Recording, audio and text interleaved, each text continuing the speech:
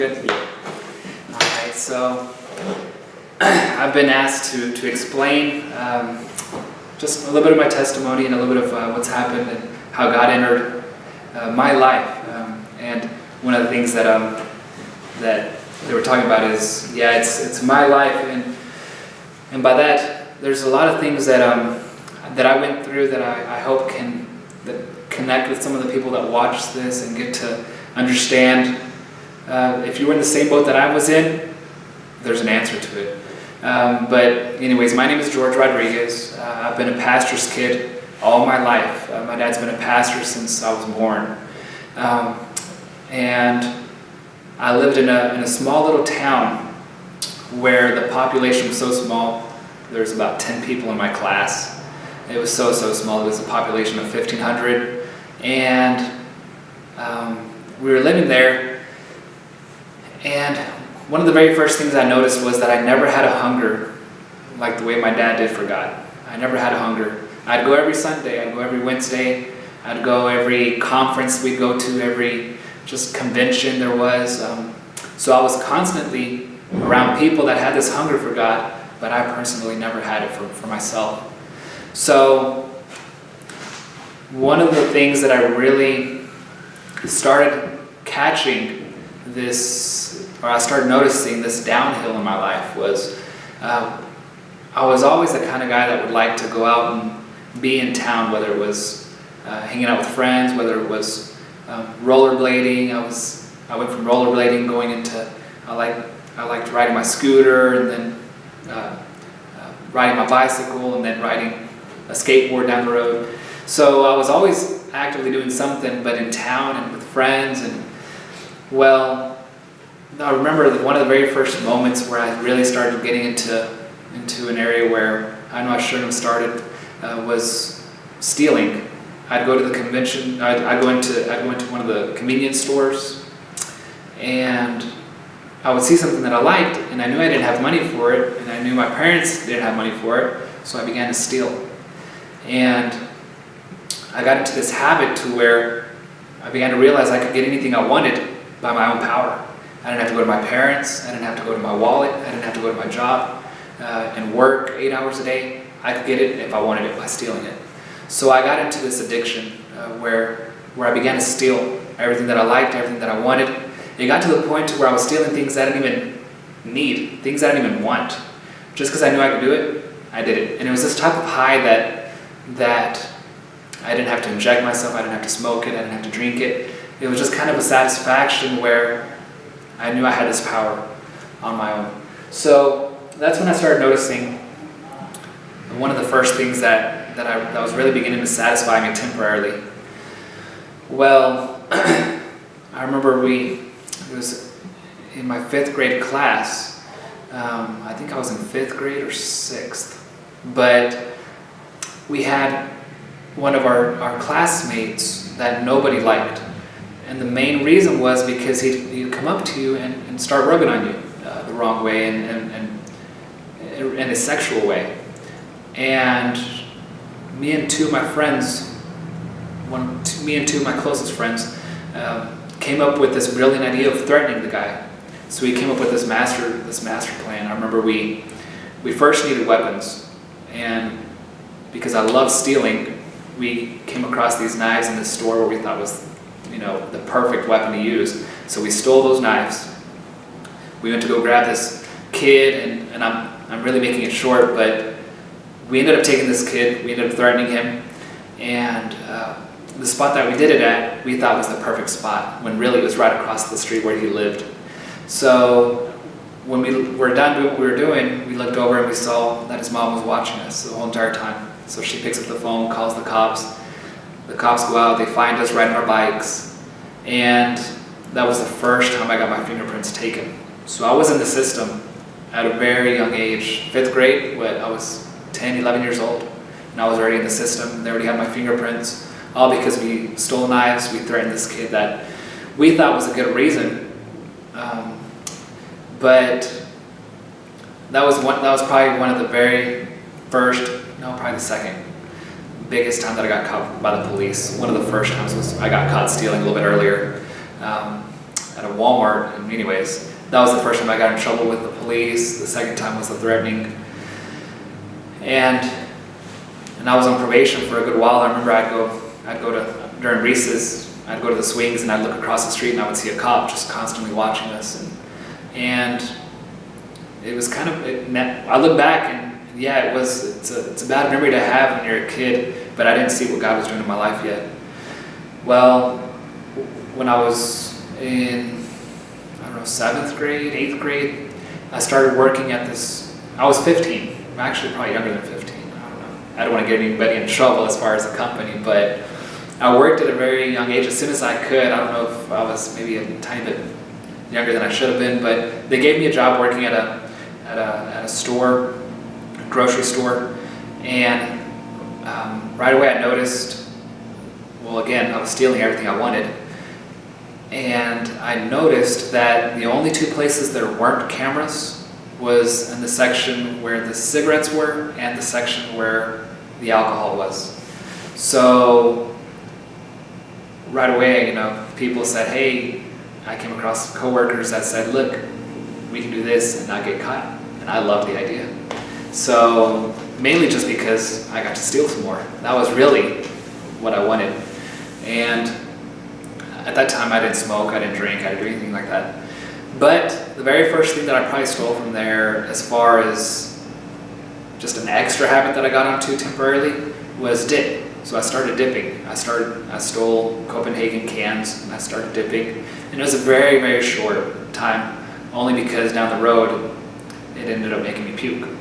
So I said, well, maybe I can't do that, but maybe cigarettes. So I moved on to the next thing to steal. I started stealing cigarettes. And I got into this habit that was a little bit longer, where I started smoking cigarettes for a while. And then from there it went to alcohol. And as far as that goes, I remember everybody saying, oh, beer's so good, beer's so good. They would drink a lot, they would drink a whole pack. Well, I remember the first time, before I ever drank alcohol, the first time I tried it, I forced myself to like this beer. I remember I stole a 16-ounce can, and I'm like, I'm going to chug this thing tonight. I'm going to have the best time of my life. I took it home, and the moment it touched my lips, I pretty much threw up. So I couldn't do it, and I was like, wow, people are crazy. Why do they say this is so good? Well, I came to find out that there was an alcohol that I liked, but it was the stronger stuff. It was the stuff that would get you quick. So I remember one of my friends invited me. He's like, hey, we know these people aren't going to be at our house, and we know where they stash their alcohol. How about we go at night and we steal it?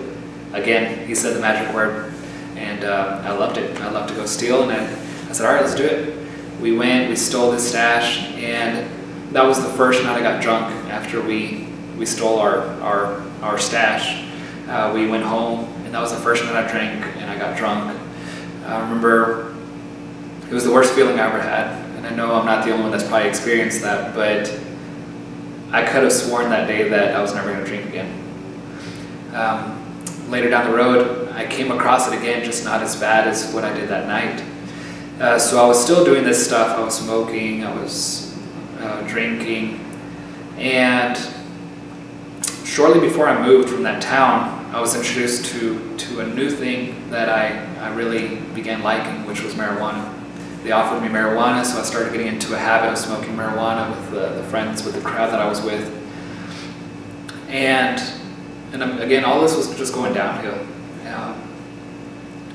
Well, since I was one of the workers there that would close the store, I began stealing stuff, not for my personal convenience, but just stuff to give away or sell. For example, like I noticed I wasn't the only person that smoked cigarettes in that town. There's people that would pay money for it. There's people that I was in debt with. There's people that I just liked I wanted to see them happy, so I would steal stuff for them. Well, it got to the point to where I started stealing not only those cigarettes, but the cartons of cigarettes. And I was stealing a ridiculous amount. And I remember right before I moved, there were cartons of milk. Whenever we'd empty out the carton of the milks, the carton would stay empty, and we'd go take the carton to the back and shred, or not shred it, but pretty much do away with it. Well, since I was about to move, I came up with a brilliant idea about asking the owner of the store, or the manager, if I could keep those cartons of milk, when really my intention was to fill them up with alcohol and then pretty much provide all the drinks for parties they had during the weekend. So I ended up doing that for a very short period. I remember I almost got caught there to the point to where I knew it was about to be over for me. I was picking up all these boxes that were supposedly empty when they were full on a dolly. And I remember the manager came up to me and he said, "Here, let me help you." Thinking, why are you using a dolly for empty boxes? And I thought that was the day that, you know what, it's over for me. I'm going to go to jail here tonight, and I don't know how long I'll be. And this isn't my first, incident with the police. So I knew that if I got caught, it was going to be something big. But it wasn't the night. He said, okay, he left me alone. I loaded up as much as I could. And that was the last time I stole from there, only because we moved. We moved out of town. My dad, the main reason why we moved, my dad was going to preach at a church where there was no preacher. Where he was preaching at, where we lived, we were sharing churches. It was at a Baptist church. So this church that we left, we didn't leave without a preacher. But my dad's like, you know what, there's a church that doesn't have a preacher, we're moving to this town. I later found out why we had to move, only because I knew that if we stayed there, I was going to get caught in some pretty bad stuff. So I know I got to see God's grace there way later after we moved. But when we moved, I was like, you know what, I'm going to have a fresh new start. I'm glad I left the wrong crowd. I'm going to start new here. I'm going to have a better life. I know a lot of people were praying over me as the pastor's kid, saying that, hey, where you're moving to, it's a bigger city. There's going to be more stuff they're going to offer you there. We're praying blessings over your life when you move. Well, when I moved over here, I was like, you know what, this is a good time to change. I know I wasn't liking the direction I was going in. So when we moved over here, I remember the first time we went to a youth night to go spend the night with the youth leaders. I thought I was with a safe crowd, and that's the first time I actually really went out of the house with anybody in the new town, and they offered me marijuana. They said, hey, we're going to go smoke marijuana outside of the youth leader's house, who wants to go? And I was probably at the peak of it. Of course I didn't want out, so I remember the very first, and this is what we have to know. It wasn't just friends at school, it was teenagers in church that I thought I was with a safe crowd. And so it was kind of a surprise for me. It was kind of a shock. It was kind of a blow to me as far as like wanting to get out of the lifestyle and then actually seeing you being brought back in. So until this point, I wasn't saved yet. I didn't want anything to do with God either, especially after seeing so much of the opposite of what I thought. Well, people are saying they want to be like Jesus, but I'm not seeing they look like Jesus. So anyways, I didn't have that hunger for God. I listened to the invite and I accepted it, and we continued smoking marijuana here in the new town that I lived in. We continued drinking too. We continued doing stuff. Cough syrup was brought in. Pills were brought in into these new ways of getting high. And I remember I was close to entering cocaine. And this is what's crazy. They always offer it to you for free, so you can get hooked on it, and then they start charging. But I remember one night we went to some party, and they offered free cocaine for the people that were going to stay till the very end of this party. And I remember we rejected that. But let me backtrack just a little, right before I actually get to the main point. In my senior year, actually probably junior, I was in a garage band, and this garage band started off right. I always liked music. My dad's an amazing musician. He has a really good ear, and so I had a kind of a music background where I was always interested in playing music. Well, in my junior year, maybe even earlier, maybe, I was in a garage band where it started off good. by that I mean we didn't need any kind of influences other than just ourselves. Well, it got to the point where we started bringing in influences like marijuana, like alcohol, like things that we needed in order to be able to compose what we wanted to play or play what we wanted to play. And in my senior year, this is when all of this was happening. This is where the shift was about to happen. That happened with the cocaine deal. They offered us cocaine. We rejected it. And I remember there was a time where I began to see God's word more than ever, only because of the consequences that were involved in it. And I remember we went to the mall one day, and again, I was there stealing clothes, and stealing things that I wanted and things that I didn't need. And at that time, I had a bandana around my neck. I would wear it mainly to hide the layers that I had on. And I remember that night, or it was that afternoon, I was walking, once I was done stealing everything I wanted, I walked past a cop, and a cop looked over at me really weird and said, hey, he didn't say anything to me. He looked at me really weird, but didn't say anything. And I knew there was something wrong there. So we went to the car, and I pretty much got naked. I took everything off, put everything back on, and I told my friends, hey, let's go back in, but we're not gonna steal anything now, let's just go and enjoy the day. We had a good hit. And we went back in. I still had the bandana around my neck, but obviously with nothing on me anymore except my regular clothes. But this time the same cop stopped me when he saw me, and he said, hey, we take your bandana off. And I took my bandana off, and he looked at my neck for a while. And then since he didn't see anything, he told me, we just don't want it to be gang related. Will you please put that up? And we're like, okay. This second time we went into the mall, I had no intentions of stealing. But that's when I really found out that I was really addicted to it. And there was 3 shirts that I really liked. And it took me forever to steal them. But when I did, I stole it was these shirts that weren't very neat. I mean, all they did really was glow in the dark. And I was like, you know what? I'm going to steal these. I'm a professional at this, And when we were walking out of the store, I heard these footsteps just running, chasing me pretty much. And I was walking. But I didn't even bother looking back. I remember it happened so quick. I could hear somebody running behind me. And before I knew it, somebody grabbed my arm, turned me around, and said, hey, we know what you've been doing. We've been watching you. And he asked me to follow him. That day was one of the best days of my life, probably, because thanks to that, I got to see God's mercy. I got to see His grace as well, where I knew stuff were done to me that I didn't deserve. And I was there. I didn't know how long I was taken to jail, and he told me I passed the minimum limit.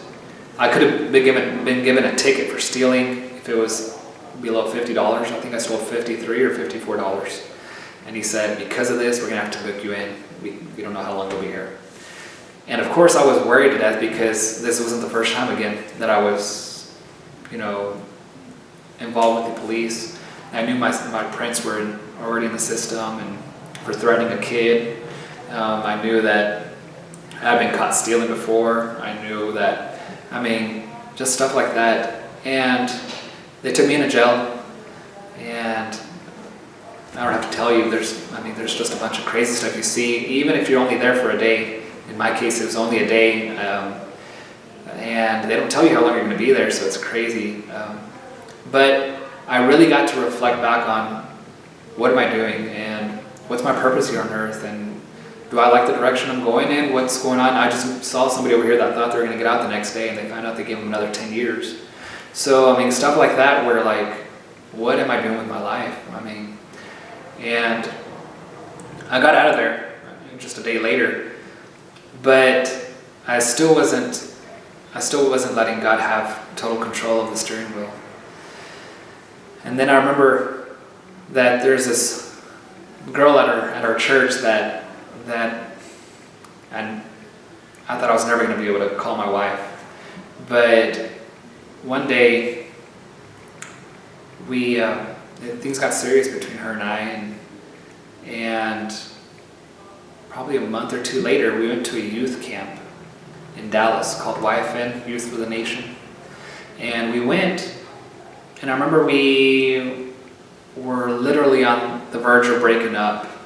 So that happened, but not only did that happen, that was the actual event where I was listening to a sermon in that youth camp, where everything the pastor was saying was totally related to me, like talking about the friends, the influences that you've had, the just the stuff that have temporarily satisfied you but not permanently.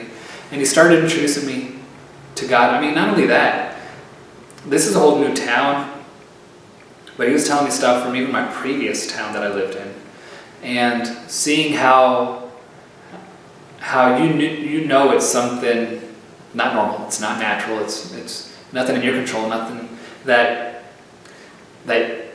it's not like the pastor was watching my whole entire life, like he saw the video and he knew exactly what I've done, who I am, how I feel, what I've thought about certain things, and I knew that day that God was talking to me.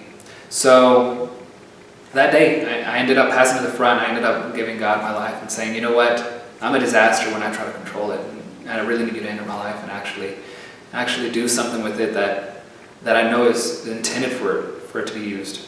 So I gave my life to God. I knew there was no other way through it without Him. But then, that happened with my wife. At that time, my girlfriend. We were on the verge of breaking up. And I wasn't worried about it because I had come across something even more important, if you want to put it that way. But anyways, I accepted God, and I noticed right away in our church, we ended up not breaking up, by the way, but I ended up noticing in our church that there was no youth team. And this is what you have to know. Whenever you come across God, like especially for the first time, in a way where He saved you, from where you were, you begin to see things that you didn't see before. I mean, I've been going to the same church. It was 2 years later, same church. And I began to notice things that God really wanted to work in the church, but didn't have the people ready to be working in that area. So I started feeling like He was telling me, George, I need you to work in this area. I know you already have a passion for music, but this time you're not going to be worshiping yourself. You're not going to be worshiping a drink, marijuana. You're not going to be worshiping the devil, pretty much is what he was saying. You're going to be worshiping me now, and I'll be able to provide everything you need. And the reason why it touched me so much at that time when he said that was because when I left the garage band that I had right before I was saved, there was a guitar they gave me, and they took it away from me whenever I got out of the band. And one thing about those guitars that we had, we would customize them with stickers. We would put our personality on the guitar. And whenever they took it away from me, just because I left the band, it really hurt because they were taking my life away pretty much from that guitar. I mean, everything I liked, my hobbies, everything was on that guitar. So whenever that was taken away, and God said, I'll provide everything you need, I was like, okay, well, first of all, I don't like being in front of people. Second of all, I don't like singing. And there's no band here, so the first person that's going to be on the microphone is me. And I remember this guy that I've never met. He was 2 hours away. He shows up to my town where I lived in, and he said, hey, guys asked me to give you this pedal board for you. And I was just like, okay. Well, and then he came back 2 days later, and he said, hey, I also feel like God's told me to give you this guitar. And it was a brand new guitar, and it replaced the enemy's weapon with God's weapon. And I was just there, and I was like, man, like, you really are providing stuff. What's next? Before I knew it, God just started forming a band to where I saw His hand, moving in my life in a positive way. I had yet to come across the police and for some dumb action I took, And I started seeing that God was working in our church through forming a youth team that we didn't have. And not only that, but I began to see that God, everything that I had picked up as far as like a habit, I realized from one day to another, I had no hunger for it, no craving, no nothing. And it was crazy because my friends that knew me, they knew this was a whole different person, a whole different creation. They knew this was a new life. And